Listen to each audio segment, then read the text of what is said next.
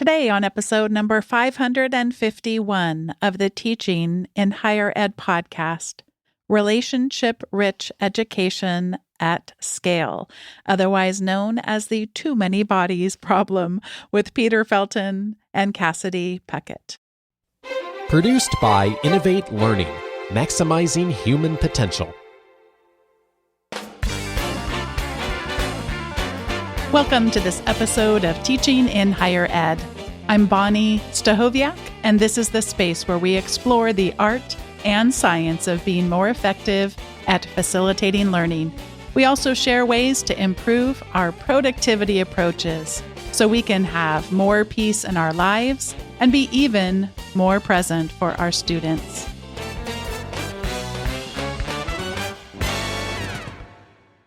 I'm grateful today to be welcoming back to the show Peter Felten. He's the Executive Director of the Center for Engaged Learning, Assistant Provost for Teaching and Learning, and Professor of History at Elon University. He's published 6 books about undergraduate education, including, most recently, his co-authored book, Connections Are Everything, A College Student's Guide to Relationship-Rich Education. Joining us today as well is Kassidy Puckett. She's a 2024 graduate of Elon University, where she received a bachelor's in history and secondary education. Currently, she's pursuing a Master of Arts in higher education at Elon while working in the undergraduate admissions office. Kassidy has collaborated with Dr. Peter Felten on various research projects, with their most recent work focusing on relationship building in higher education classrooms. Passionate about fostering inclusive learning environments, she aims to contribute to the field through research and practice. Peter Felten, welcome back to Teaching in Higher Ed, and Kassidy Puckett, welcome to Teaching in Higher Ed. Thanks, Bonnie. Awesome. Thank you. I have been looking forward to this conversation and need to caution both of you that a while back, and I'll link to this episode in the show notes, I had some guests tell me that especially during the height of the pandemic, they would get people together, faculty colleagues, and they would talk about what they called dirty words in higher ed. And I now have started to, when I do speaking engagements, I'll ask people, what would be the equivalent of me just coming and cursing like a sailor up in front of your faculty? And it really does get down, just asking the question in that way, to some really important cultural information for me to know before I go and have a chance to work with faculty. So I need to caution both of you that in that conversation, the word scale came up for them as one in which they have a very visceral reaction to.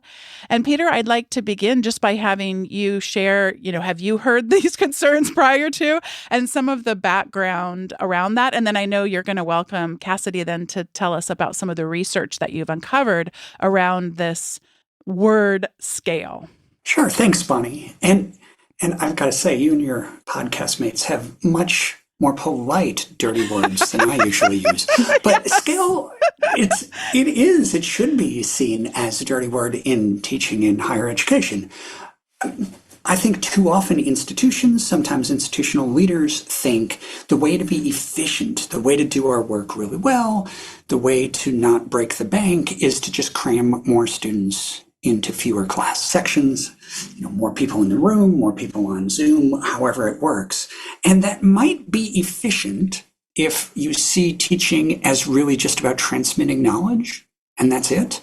But we know, and this podcast illustrates over and over and over, there is so much more to teaching than simply transmitting knowledge. And so scale becomes a huge problem when faculty are trying to connect with students, when faculty are trying to understand who their students are, when faculty are trying to help students connect with each other, even in a class, because, active learning is a great thing. But if you're in a room with 800 other people and you look down at the tiny little professor at the front of the room, you know what's supposed to happen in this room. You're supposed to listen to the tiny little professor say stuff, and then you're supposed to give them that information back. And that's how the class is supposed to work. So when the tiny little professor says, now turn to your neighbors and work on this problem, that's not how class works. So it's not scale isn't simply a problem for those of us who teach. I actually think it's a problem for students too, because they see that the bigger the room, the more passive they assume they're going to be, the more anonymous they are. And that makes education harder for them. It makes it less engaging for them. It primes them to not connect. So that is too bad. And that's why I would say scale is a dirty word. The challenge is we don't usually get to choose what the scale is we teach.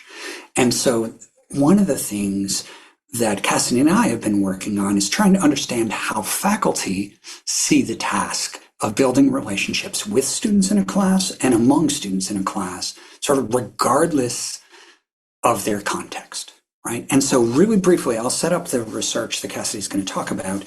So over a 3-year period, I did a bunch of workshops on relationships in teaching and learning. And in many of these, I used Mentimeter. And I asked students, in these workshops, I would ask the faculty participants, what are barriers to building relationships with and among students in your particular context? And we have about 1,800 faculty respondents to this data, so quite a large data set. And one of the problems with the data is it's anonymous because it's Mentimeter. So we know about 3/4 of them teach in the United States, about 1/4 teach out of the United States. They're all higher ed teachers, but we don't know disciplines, we don't know contract status, we don't know things like that. And so what happens, Cassidy analyzed this data, looking at what faculty say about barriers. One last thing before Cassidy speaks is for this question in the Menti, I was going to create a word cloud with the barriers. So the responses were single words or very short phrases. So Cassidy, why don't you talk about how you analyzed it and what you found? Yeah, of course. So for our blog posts that we ended up working on together, we tried to group the 4 main barriers, kind of put a couple of our codes together just so it's a bit more digestible in a blog post. The number 1 barrier was time, which a lot of people are not surprised by. I'm sure everyone that even heard the question, that's probably the first thing and the most popular thing. But number 2, we grouped together, we named this institutional factors, and about 35% of our participants listed some sort of institutional factor. And 40% of those, it was directly related to class size and how many students they were having to deal with in their classrooms.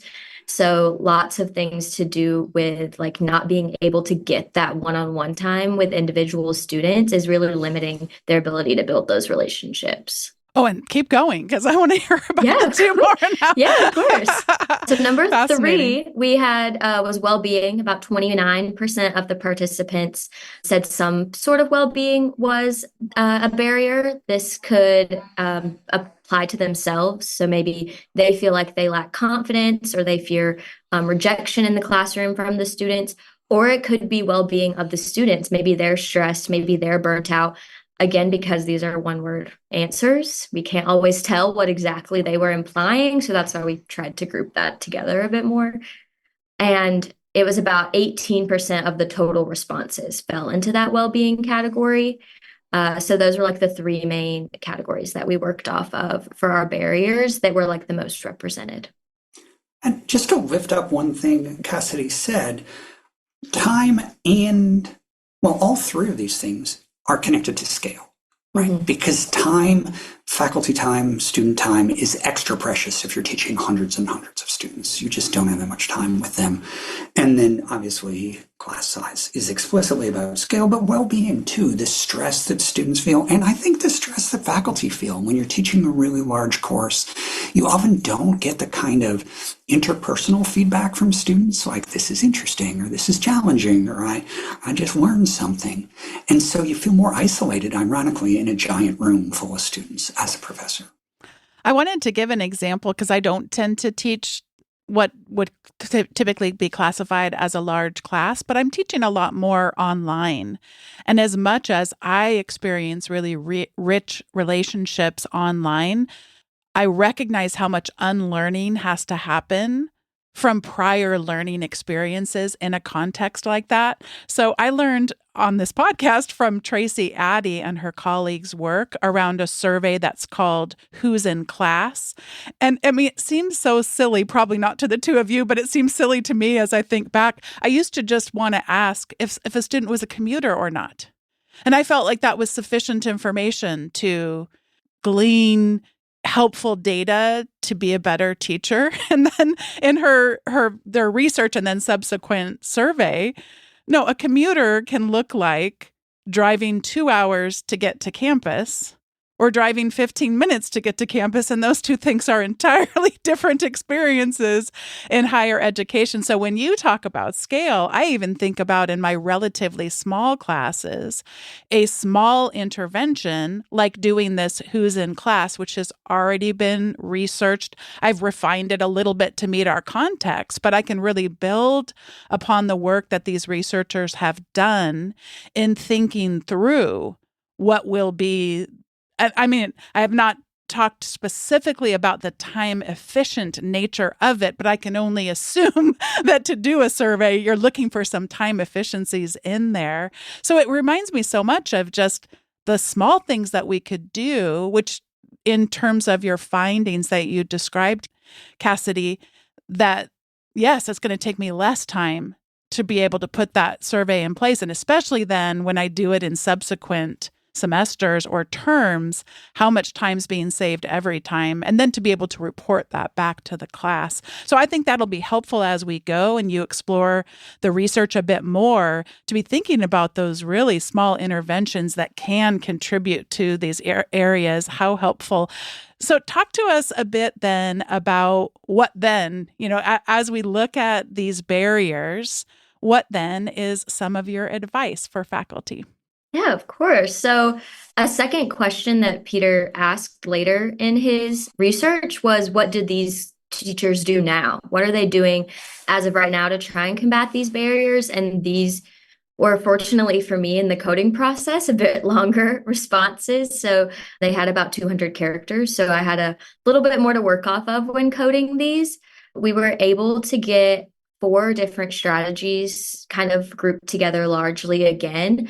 But the number one, we titled empathy, which I thought was really cool. It's a bit of a vague title, but everything from active listening to meeting their students where they are, asking them their prior experiences with this course topic so you can be there for them. So as a student, that was really nice to see that empathy was definitely the number one, with about 18% of the participants including something that we felt fell into the empathy category. Number 2 was collaboration and group work of any kind. So about 17% of participants mentioned this. So things like think, pair, shares, or even like long extended group projects. One person even mentioned they let the students pick a team name and a mascot. So I feel like that's really fun, make it more competitive.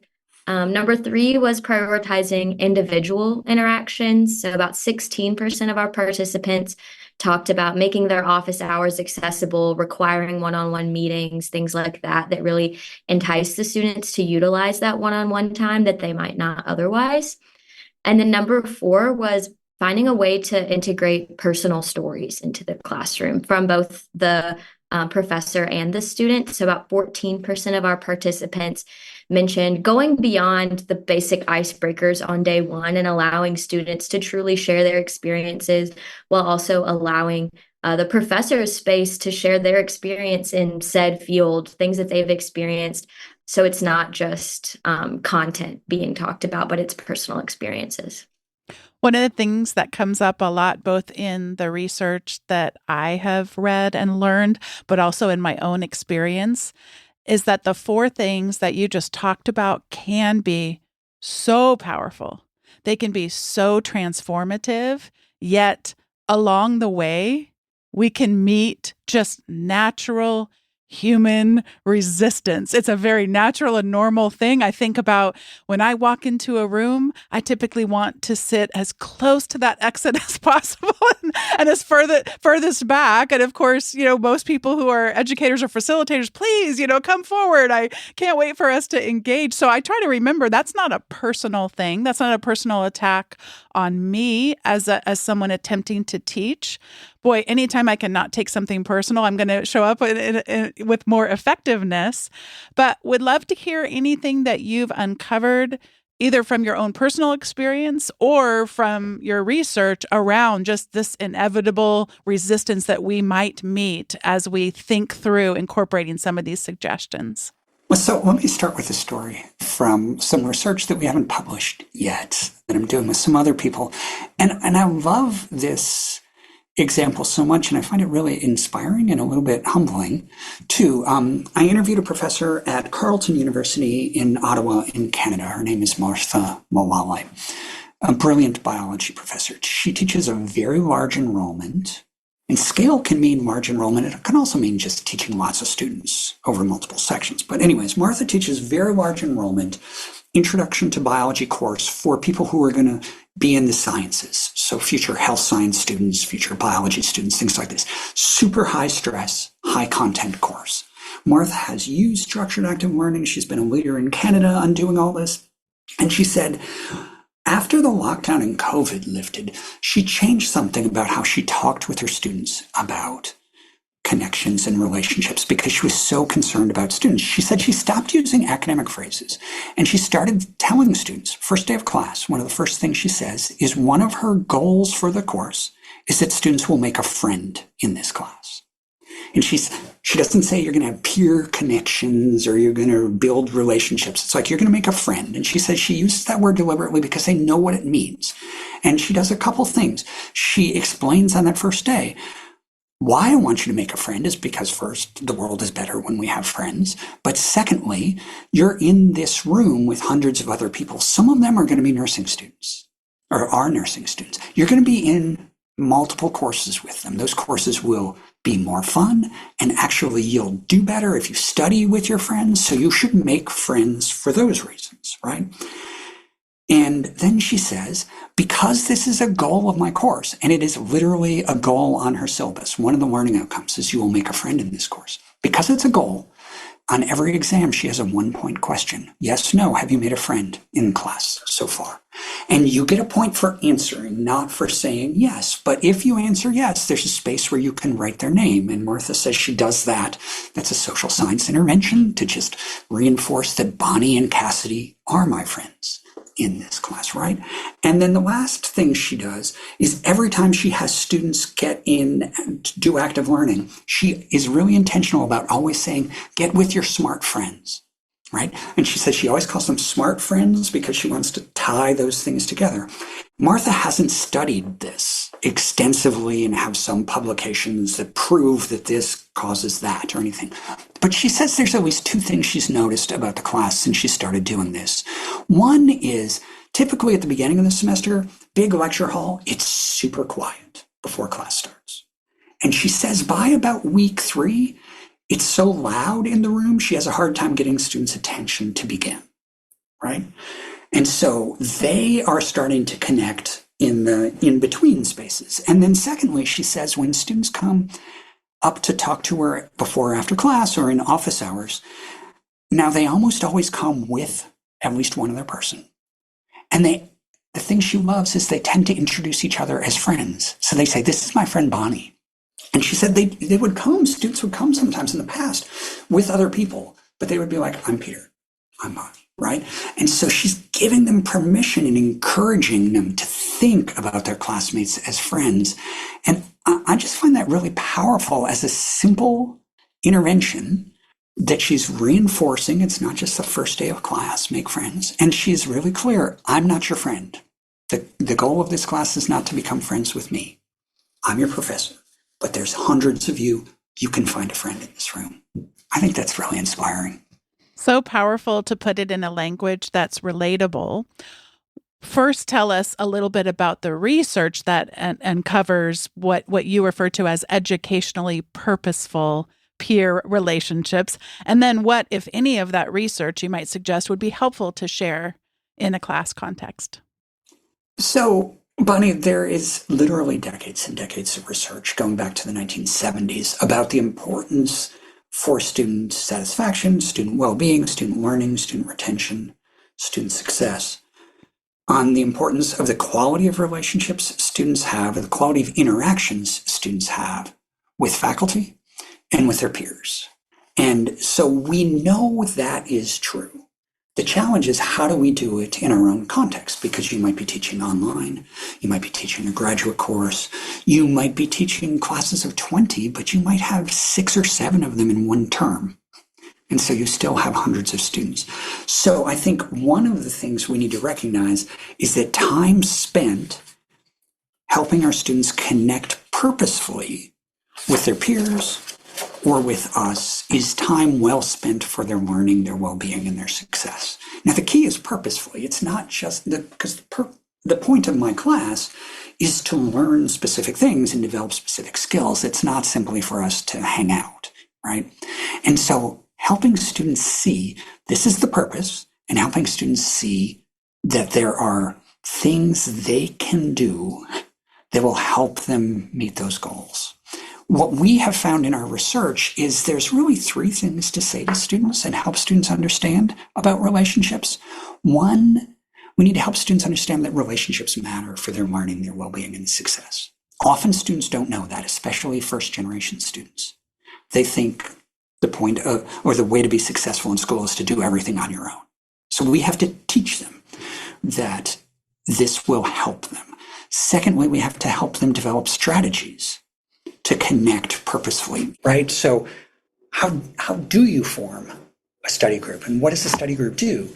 Or what do you do when you go to office hours? So we have to help students understand what those strategies are and how to act. And then the third thing is we have to help students become brave enough, engaged enough to actually act on them. I've interviewed a lot of students who said, I knew I should go talk to my professor about this, but I just couldn't cross the threshold. I couldn't get all the way there. So one of the things I say to my students a lot now, and I think we all might think about ways of saying, is we need to emphasize that successful students are the ones who talk to their professors outside of class. Successful students ask peers for help on things and work with peers. That's not a sign that you're weak. That's not a sign that you're not smart or something like that. That's a sign that you're doing college right. I think another helpful thing there too, I've just have found myself, first of all, I try to remember what I was like in college, which is to say, I went to one professor's office hours, and it's because I was failing economics. So that I was, just didn't know what else to do because I hadn't failed a class, and I didn't think that was a time to start. So, that's the only time that it occurred to me. And so I try to remember back to those times and then work to be that much more transparent and precise to actually let them know I enjoy it when we get to be together. It is one of the greatest joys of what I get to do, to sit down and learn more about you and some of your goals and some of your challenges. And so it just to really be a little bit more precise about it. And I know we've talked a lot in previous shows about how to make those office hours even that much more welcoming, including meeting them somewhere that is not my office, including going for a walk and being in a context in which we're not, sitting down like it's some kind of a intervention or something like that. But just we live in such a beautiful place. Our campus is in such a beautiful place. Why not head down to Back Bay and go for a walk during that conversation too? So yeah. Kassidy, what have you experienced or have you uncovered in terms of this, how to be appropriately, and I don't mean that in terms of professionalism, but like helpfully precise about that research to build that confidence around these recommendations? Yeah, of course. So I feel like I've been thinking a lot about my undergraduate experience myself lately, which sounds ridiculous because I just graduated in May, but I've had a lot of opportunities to think about it in my graduate courses. And I really relate to what Peter was saying about first generation students not understanding that it's not a solo endeavor. to get through a college degree. As a first generation student myself, and in a unique way where most of my graduate cohort is first generation as well, we've all been able to talk about the ways that we weren't taking advantage of opportunities to build relationships with professors because it didn't feel as important to us. We saw going to office hours as something you only do when you're failing. You don't stop by and just chat, because in my head, my teacher was only there to give me what I needed to know, and I was going to go home. And I think it took me a long time as an undergrad to realize that there were people like Peter out there who wanted to talk with me, not just because I was having a hard time, but just to get to know me and support me. So I think that's really important to keep in mind with all of this data. Is it depends on the group of students that you're working with on how these strategies are going to be effectively implemented. Because if you're coming from a background where you already understand what networking is and the importance of building those relationships early, you're going to stop by office hours and you're going to reach out to someone on the first day of class. But if you were someone like me who didn't have that knowledge coming in, I very much kept to myself my first few years, and I doubt my professors knew too much about me outside what I shared in the classroom. So I think that's something we have to make sure we're taking into account when looking at this research, is students are coming in with different emphasis on relationships already, and they might not understand the importance of it when they enter your classroom. I'm enjoying that you have been able to reflect so much on that undergraduate experience. So, Kassidy, I'm going to warn you that a question is coming your way. I want to know in a moment from you about a time when you felt like a class or a professor really got you ridiculously curious about something in an unexpected way. Like, oh my gosh, like that. It wasn't something maybe that you were curious about before, or even if you had been curious, it just sparked something new and fresh and interesting to you. So, Peter, I have had the chance. I need to go back and rewatch it again. I got to see a keynote that you gave, and this is some years ago, I think maybe 2017 or something. But I have been curious about curiosity for a long time. So when I happened upon that keynote, it was catnip for me all the way. So now I'm curious. What are you learning now, or what are you more curious about curiosity at scale? So as you draw from that prior research, what's kind of, how are these two things, if they're at all melding together in your mind or sparking new research ideas for you? Oh, I love the question, Bonnie. And what I have had to unlearn, to use a phrase you mentioned earlier, is I tended to believe for many years throughout my life that curiosity was something innate. You know, you're a curious person or you're not a curious person. And I happen to be lucky enough to be a curious person, so I get to be an academic and I get all this, but other people just aren't. And reading the research, talking to scholars who study things like curiosity, what I found is curiosity is a practice. And it was just mind-blowing, liberating to start thinking about curiosity as a practice, because then I could say to myself, first, how do I cultivate it in my own life, in my own work, and things like this, but also what can I do with my students to help them develop the habits, the practices that curious people have, because it turns out they may not be curious about what I'm teaching, but they're curious about other things in life. You know, what's going to happen next in that show, or how do you make really good music, or whatever it happens to be, right? And so I think everybody is capable of this practice of curiosity, and our job as faculty is to help students recognize that they have a curiosity muscle, if that's good, and that they can exercise it, and they can get better at it, and they can apply it in different places. And it might be harder for them to apply it in my class than it is in their passion project, but that they can adapt some things that motivate them, that keep them going, that drive their curiosity in that passion project. They can bring some of that in my class. And that belief that you just talked about reminds me so much of just the power of our own thinking, what we allow ourselves to think that may be subscribing to a myth. These students don't belong here. You know, they're some of the problematic terms like referring to people as at-risk students, that kind of thing, that what we believe about the students we are so privileged to serve actually makes a difference in their outcomes. And so similarly with curiosity and the power that it has in learning. So Kassidy, have you thought of an example of a time when you remember getting curious? Yes. So for reference, at Elon, you take a first year seminar course that they changed the numbers recently, but Core 110 is what it was called, and I was a freshman. And any professor on Elon's campus can teach this course, and they really kind of turn it into their passion projects. They talk about things that are important to them. And I took a class with Dr. Ahmed Fadam, who is traditionally working in animation and communication design on campus, which is very far from anything I was studying. But he was actually using the class to teach us about his time living in Iraq and working as a professor there before he came to the US. And I had never really thought too much about Arab Spring or the Middle East, and it just wasn't a region I had thought much about. But kind of relating to our findings, he had so many personal stories himself about his experience there.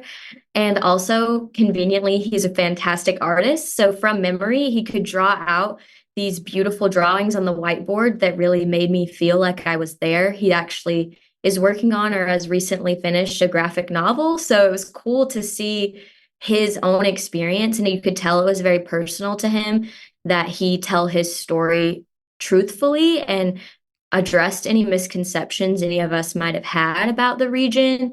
And it actually led to me taking a history class called the Modern Middle East after that, just because I, by random coincidence, had been placed in this class by my academic advisor at the time.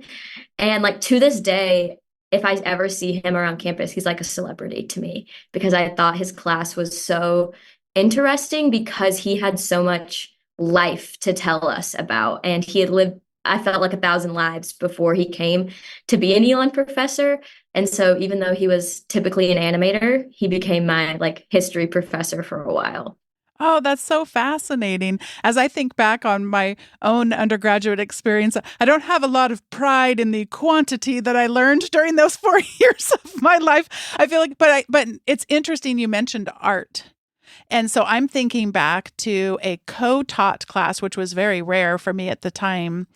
I haven't ever, I think that might have been the only co-taught class I've ever experienced in all these years of education, actually. But these two history, political science professors would come in and always play music. And they would play music by Paul Simon. And a lot of Paul Simon's songs that they would play, I now know were related to apartheid. But at the time, I don't even think I could have told you what apartheid was. So it's kind of interesting how, and this is not, of course, the example that you just gave. You learned a lot about the Middle East. And I feel like I only got to experience deeper learning as I echoed back and thought about all those years ago, because those melodies and the musicians that he worked with during some of his recordings would come back into my mind. And then it would make me even more curious. I wonder how much I missed when in those classes, when it must have just gone right over my head, at the time. But art and music and the ways it can be so transformative, both in the moment for you and your story. And then for me, it was probably like a decade later that I actually started to learn a little bit more and go deeper into some of those things, but still those songs and the lyrics stayed with me for sure. Anything coming to your mind, Peter, as far as anything that we've been talking about? Well, you were making me think of a song that I'll tell you about later. Oh, okay. But, I was thinking about my own experience as a student and how just the mind-blowing first year experience, not like Cassidy's, but perhaps a similar sort of effect, is I was in a philosophy course and I wrote a paper actually about apartheid. And the professor, this was back in the Stone Age before we had the internet, and the professor mailed our final papers back to us, home to us after the semester was over.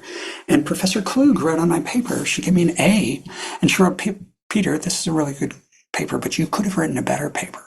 And I'd love to talk to you about it in the spring. And Bonnie, my head, I couldn't make sense of this because I got an A. So why would I write a better paper? What could be better than an A? And so what she did really was this huge gift of sort of opening up my mind to seeing that education wasn't fundamentally about getting the grade. And so in some ways, it connects back to exactly why relationships matter so much. I trusted her. And her saying that was really transformational to me, not because, some random person on the street could have stopped me and said, Peter, you could have written a better paper than you just did. And it wouldn't have mattered at all. And honestly, I think if my parents had said that or something, I would have been like, yeah. But Dr. Klug saying that to me really, really stuck. I'm still telling this story 1,000 years later. So in some ways, I think that's why we need to think about how do we create these connections with students where we can help them see what they're capable of. We can help them see that the Middle East can be really fascinating, or that personal stories are amazing, or that animation is cool, or that music matters, or whatever it is. All right, one last question before we get to the recommendations segment. So many of us get challenged around group projects and specifically about team formation. And you talk about a researcher from Sweden, Annika, and I'm not going to be able to get the last name right. Maybe you can help, but about some of the ideas that you gleaned from her on this relationships at scale as it relates to group projects. What can you share with us about that? Yeah, I love this research. I think it's so interesting. Annika Phil, Phil, we can get the citation for you, Bonnie. She's a business professor in Sweden, teaches and has taught for 15 or 20 years now, an introductory course with 100 plus students in it for first year business students. And one of the, this is really project-based work in preparing people to be effective business people in Sweden. And what Annika said is, so lots of group work in her classes. And if she let students form their own groups, they formed really homogenous groups in a number of different ways. Native Swedish speakers versus immigrant students, or non-native Swedish students, commuter students in groups, students who live on or near campus in groups. And Annika said one of the challenges of that is, as a business program, one of their goals is to prepare students to work and be successful in businesses with lots of different people. So it wasn't okay for her that students formed really homogenous groups. But when she assigned the groups and made them more diverse, what she found is her student well-being went way down. Students were stressed out by working with people they don't know. They feel like they're different than them. And so Annika's question, and it ended up becoming her dissertation research, was how can I help students choose to be in more diverse groups without adding anxiety and stress to their lives? And what she found is if she starts the semester with lots of low stakes, so lightly graded student project work, where she is assigning the groups, so the groups are deliberately diverse, and students are churning through lots of groups over the first, let's say, 4 weeks of the term. So students are getting the chance to work with lots of different people. But it's not high stress work.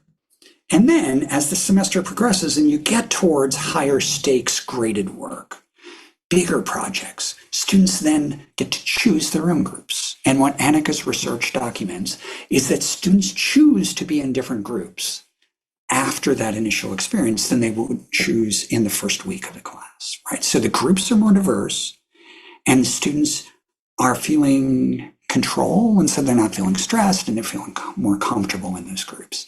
And I find her findings really helpful, but I also think the process of thinking that through, how do we give students practice doing something that we know is hard? Because it's hard for humans. It's not just hard for students to work with people who they think are different than them, right? So how do we help our students get practice doing that and then raise the stakes? Don't just start high stakes.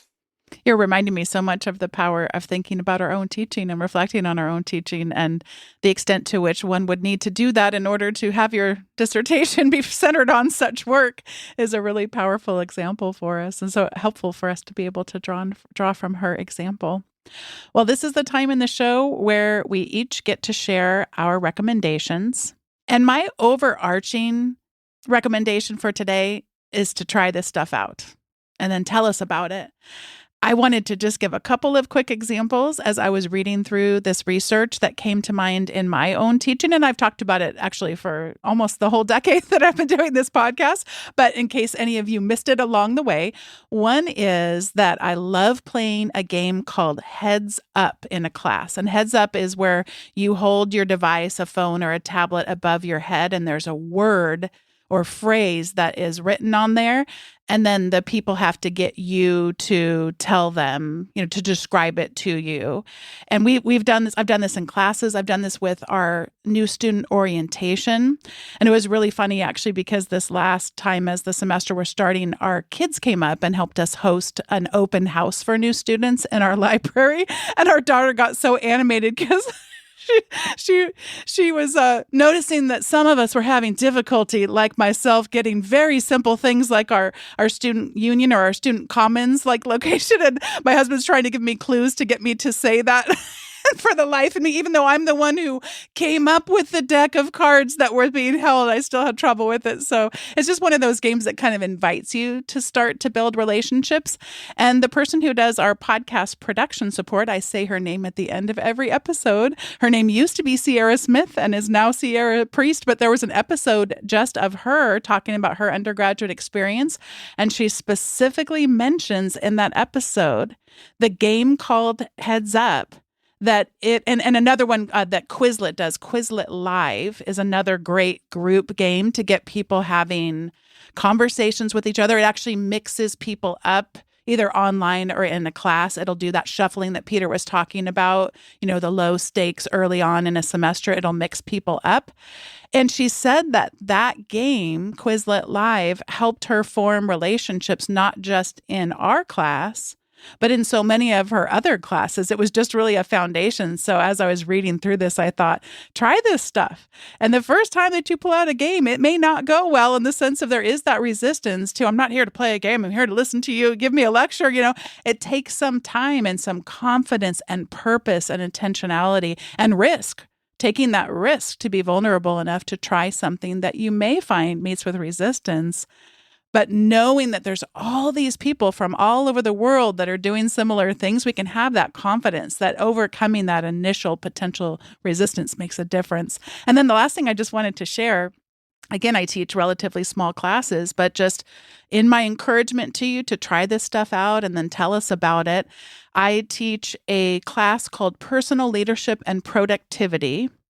And I will meet resistance. I understand that I resist my own efforts to be quote unquote productive sometimes too, like doing something called a weekly review. This is from the Getting Things Done methodology. I'll sit down and my current weekly review has been stretching for more than 3 weeks, if that gives you any indication how hard it is to just sit down and to rise above the things that are flying at you, that kind of a thing. But so what I do at the end of each semester is they do a group project and it's called Operation Something Good. And they are supposed to go out into the world and do something good in the world. And I encourage them to think very small about that. I try to give them some examples because sometimes that's hard for them. I say, we're hosting a holiday open house. You could host the hot cocoa bar and you could be part of, what's that going to look like and greeting students as they come by the library, what have you. Or you could do a beach cleanup and, this is how that might look. And what they're supposed to do is take the things that they've learned in the class and put some good out into the world and tell us about it after the fact. And it really, I think about the relationships that it brings. It's just so hard. I feel like, I don't know how Cassidy, you or Peter feel about this. Whoever came up with 16-week semesters, oh my goodness gracious, it's just an agonizingly long time. So the fact that this class tends to taper down at the end, and this is really something that they have a fun time doing and makes these fun connections. One thing I would tell myself, by the way, as a side note, before I pass it over to you for your recommendations, I want to draw from today's conversation because I really feel like they got in those groups too late. And then if you have any stragglers who are experiencing anything for any reason, it's very hard for them then to do that. So I want to redesign that aspect of this class next time and get some of those low stakes things that Peter was talking about. And then, build those teams much, much sooner, even though they might not actually start doing their actual project until a little bit later, but just so that all could be cemented and it didn't create needless stress. So those are my recommendations. And Peter, I'll pass it over to you for yours. I did notice that you were nodding and maybe had some, if you want to comment at all on anything I just said as a wrap up, and then whatever you'd like to recommend.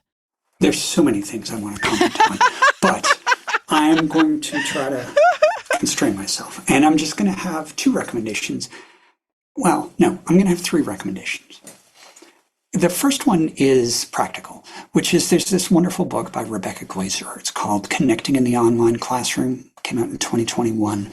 And I think it's really smart. It's really easy to engage with, just full of really good ideas that aren't only useful in online courses. But I think one of the barriers a lot of us face is thinking about how can we possibly do this online? And so there's lots of good resources on this, but Rebecca's book, I would say, is one. Second recommendation, Bonnie, just inspired by something you were talking about. There's a song I want to recommend to people. It's by a South African group called Ladysmith Black Mambazo. And the song is called Homeless.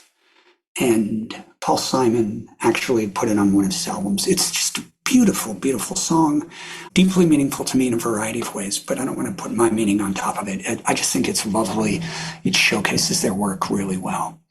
And it's amazing. And then I want to recommend a book that I read fairly recently because one of my children said, you have to read this book. And then they harassed me and said, you have to read this book and you have to read this book. The book is called Tomorrow and Tomorrow and Tomorrow. And it's by an author named Gabrielle Zevin. Came out a couple of years ago, won a ton of awards. And it is not about education, but it's fundamentally about this really complicated, very human, really beautiful and difficult relationship between two fascinating people that unfolds over a period of time. Video games are involved. It's a joy to read, and also you learn some things about yourself and life and everything else along the way. So I couldn't recommend a book more highly. Oh, intriguing. And Cassidy, what do you have to recommend for us today? I had to narrow it down a lot, but I finally decided I'm going to recommend, it's a Netflix documentary called Will and Harper about Will Ferrell and his friend who went through transition, and they're road tripping across the US. And it's just a very beautiful demonstration of friendship and how, like, no matter what's changing in their lives, like, these two people are friends and they are going to remain friends. And just like the support that is able to be shown by Will Ferrell is really awesome. And he's very vulnerable with his curiosity, but it's just a really fun watch. There's some hard points in it, but overall it ends really beautifully. Boy, you just described it so well. It's been bubbling up. I also saw it, and it's been bubbling up on my recommendations too.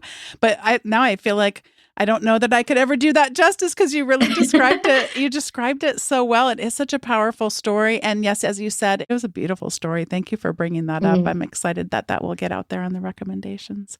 All right. This has been a wonderful conversation. Peter, thank you for introducing me/us to Cassidy. And Cassidy, I wish you the best on your continued research and work in higher education. And congratulations on your recent graduation and that you're already on to more. Thank you so much. Thanks so much, Bonnie. Thanks once again to Peter Felten and Kassidy Puckett for joining me for today's episode of Teaching in Higher Ed. Today's episode was produced by me, Bonnie Stachowiak. It was edited by the ever-talented Andrew Kroger. Podcast production support was provided by the amazing Sierra Priest. Thanks so much to each of you for listening. And if you'd like to get even more learning happening from your listening, consider subscribing to the Teaching in Higher Ed update. You'll receive the most recent episodes' show notes, as well as some other resources that don't show up on those usual show notes. Head over to teachinginhighered.com/subscribe. Thanks for listening, and I'll see you next time on Teaching in Higher Ed.